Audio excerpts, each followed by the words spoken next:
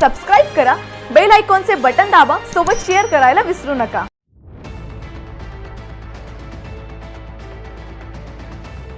पिंपळनेरमध्ये अन्न व औषध प्रशासनाची धडक कारवाई।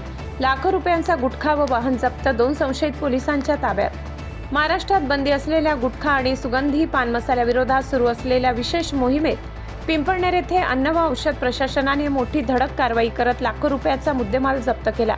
या कारवाईमुळे अवैध गुटखा विक्रेत्यांमध्ये खळबळ उडाली आहे। महाराष्ट्र अन्न व औषध प्रशासनाचे आयुक्त तुकाराम मुंढे यांच्या निर्देशानुसार राज्यभर सुरू असलेल्या विशेष अभियानांतर्गत धुळे जिल्ह्यातील पिंपळनेर येथील एका खासगी दुकानात बंदी असलेल्या गुटख्याचा मोठा साठा करण्यात आल्याची गुप्त माहिती प्रशासनाला मिळाली होती। त्यानुसार अन्न व औषध प्रशासनाचे अधिकारी ए.बी. पवार, शशिकांत राणे तसेच मंगेश भावसार यांच्या पथकाने संयुक्तरित्या छापा टाकला। कारवाई दरम्यान महाराष्ट्रात प्रतिबंधित असलेला गुटखा, सुगंधी पान मसाला आणि इतर तंबाखूजन्य पदार्थांचा मोठा साठा जप्त करण्यात आलाय। सोबतच टाटा एस MX 18 AA 4835 हे वाहन ताब्यात घेण्यात आले। जप्त करण्यात आलेल्या मुद्देमालाची किंमत लाखो रुपयांच्या घरात असल्याचे सांगण्यात येत आहे। या प्रकरणी 2 संशयितांना पोलिसांनी ताब्यात घेतले असून त्यांची कसून चौकशी सुरू आहे। अवैध गुटखा साखळीतील इतर संबंधितांचा शोध घेण्यासाठी तपास यंत्रणा कार्यरत झाली आहे।